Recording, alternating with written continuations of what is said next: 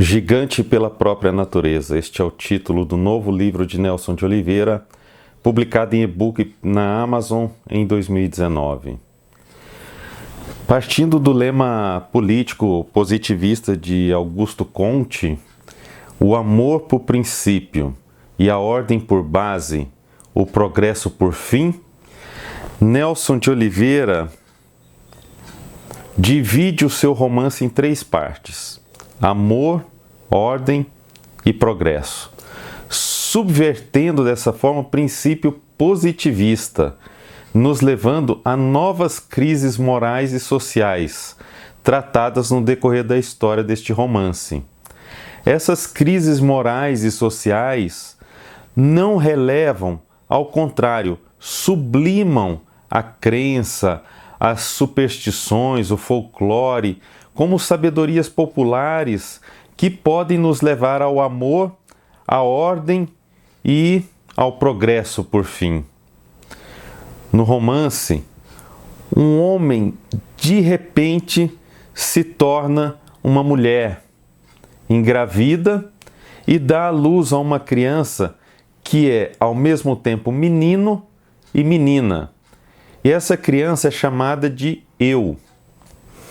A criança é predestinada a salvar o Brasil e o mundo, a levar a humanidade a uma metamorfose pananímica, a um salto para-evolutivo. O Brasil, retratado neste romance de Nelson de Oliveira, é um país preconceituoso, racista, violento, corrupto. É um país de contradições. A misoginia testemunhando o movimento feminista, o racismo de olho nos movimentos negros, a LGBTfobia assistindo à defesa da diversidade sexual. A questão de gênero sendo abordada da maneira mais radical possível. Neste contexto, o autor está preso e a sua morte pode ser a única forma de se evitar essa evolução, essa metamorfose do povo, essa tomada de consciência ao clássico confronto entre o bem e o mal, a visão maniqueísta que não permite meio termo, embora os personagens em si o tempo todo sejam justamente o contrário. Uma mistura de heróis e vilões, de emancipações e de preconceitos. Cada um usando sem muito critério o seu superpoder, nem sempre para promover o bem geral, nem sempre com a melhor intenção, nem sempre com responsabilidade. Mas que responsabilidade é essa se os personagens defendem a todo momento a irresponsabilidade como um método para a sublimação? Os superpoderes estão aí, em um país em que o superpoder significa apenas abuso de poder. E só alguns iluminados estão autorizados a abusar de seus superpoderes. Assim, o tempo todo o autor é questionado, até o ponto em que se descobre que não há mais autor e que a história passa a se desenvolver sozinha. Aborda o próprio fazer literário, criticando desta forma os limites da narrativa. Quem é o autor? Quem é o narrador? Quem é o personagem? Um é mais importante do que o outro? Há limites para a atuação de um e de outro? Autor não pode se meter com personagens. Personagens não podem saber da existência do autor. Em uma obra literária, é preciso mesmo haver uma separação entre autor, narrador e personagem?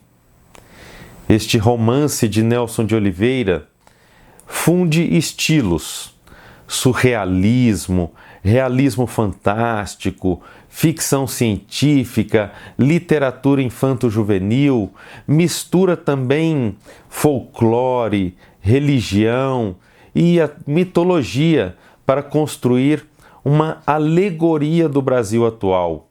A criança eu conseguirá transformar em presente o tão sonhado país do futuro?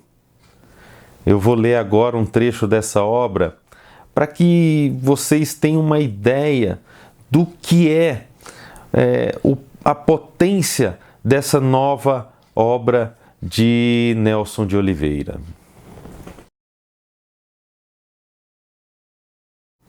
Amor. 1. A porra da humanidade precisa ser exterminada, ela me diz. Tá entendendo? A humanidade precisa ser exterminada e isso terá que ser feito de dentro para fora. Ela é uma mulher bonita, negra, de idade indefinida, talvez 40, talvez 50. Mas esse papo de extermínio não me atrai muito, não agora, talvez mais tarde. Eu quero muito prestar atenção no que ela está falando, principalmente porque ela é uma mulher muito bonita. Os peitos volumosos, os lábios suculentos, vontade de mordiscar, nhanhã.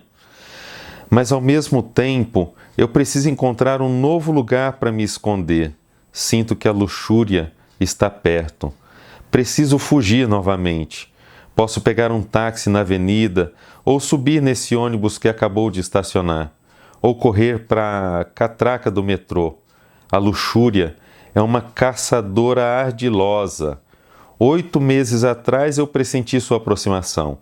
Enfiei algumas roupas na mochila, tranquei o apartamento, preferi deixar o carro na garagem, comecei a sofrer de amaxofobia, pavor do volante. E fui andando até o centro da cidade, até os indigentes. A miséria urbana me esconderia por um tempo, pensei. Mas não para sempre. Preciso procurar outro refúgio, mas onde? A luxúria está perto, sinto seu cheiro adocicado. Ela dá voltas na praça, bem na hora em que essa mulher bonita segura minha mão e diz: a porra da humanidade precisa ser exterminada. Essa mulher sensual, que era negra, mas agora parece índia. Seu rosto de onça pintada me atrai muitíssimo. Essa mulher que era índia, mas agora parece amarela, os olhos puxados, o nariz pequeno, o cabelo liso e preto. De onde ela saiu? Muito contrariado, eu solto sua mão macia. Preciso fugir. Tenho dinheiro? Sim, pouco. Escolho o metrô. Enquanto me afasto, a mulher sensual, antes amarela, índia, negra, agora branca, fala que os gatos são nossos únicos aliados. Quando a humanidade tiver desaparecido, ela diz: esses pequenos príncipes assumirão seu lugar de direito neste planeta. Não sei bem por quê, mas a palavra direito sempre provoca um curto-circuito em minha coordenação motora. Deve ter a ver com a faculdade de direito que eu nunca concluí. No terceiro passo, meu pé direito esbarra no pé esquerdo e eu caio ridiculamente. Essa é a história da minha vida. Uma sequência patética de tropeços ridículos. Estatelado no chão, escuto um risinho abafado. São os arbustos do jardim. A clorofila se diverte com minha incompetência até mesmo para as coisas mais simples, malditas plantas. Eu e todo o reino vegetal nunca nos demos bem. Nossa relação é espinhosa. Somos diferentes na existência, mas parecidos na essência. Embaixo desta fina casca peluda, sei que em minhas veias e artérias não corre sangue vermelho, mas seiva branca. Essa afinidade íntima com o reino vegetal é irritante. Às vezes meu corpo faz fotossíntese, mas é uma atividade pouco frequente. A culpa é da minha analista, ex-analista, que na última sessão recomendou Não se preocupe tanto com seus problemas ou com os problemas da humanidade. Preocupe-se com a fotossíntese. Se não fosse a fotossíntese, você e a humanidade simplesmente não existiriam. Eu sei que ela estava falando da cadeia alimentar. Eu sei que ela estava falando que se não fossem as plantas, produtores de energia, a vida animal, consumidores de energia, não existiria. Mas a partir desse dia, meu inseparável corpo, que sempre entende errado as coisas mais óbvias, decidiu começar a fazer fotossíntese. Eventualmente. Mais na primavera e no verão do que no outono e no inverno. Isso me irritou muito. De raiva, eu nunca mais fiz análise. Estatelado no chão, vejo uma mão estendida, um braço saboroso, peitões potentes, lábios de tangerina. A mulher negra, índia, amarela, branca está oferecendo ajuda. Meu orgulho ferido rejeita sua mão mansa. Levanto desajeitadamente, acho que esfolei um cotovelo. Dou meia volta e sigo na direção da estação do metrô. 100.000 passageiros acabaram de passar pelas catracas e agora sobem as escadas buscando a velha luz do sol. Na contracorrente dou braçadas vigorosas. Sou puxado para baixo. Quase me afogo. Ai de mim, ai, ai. Eu rodopio quando o fluxo contrário dos que estão entrando arrasta meu corpo combalido para as profundezas da estação e meia hora depois me enfia num vagão lotado. Chego sem os sapatos e as meias, sem a camisa e a calça, sem a sombra, só de cueca. Já é a quarta vez este mês que entro seminu no trem do metrô. Espremido por milhares de passageiros, começo a concordar que a porra da humanidade precisa ser exterminada, ou ao menos boa parte dela.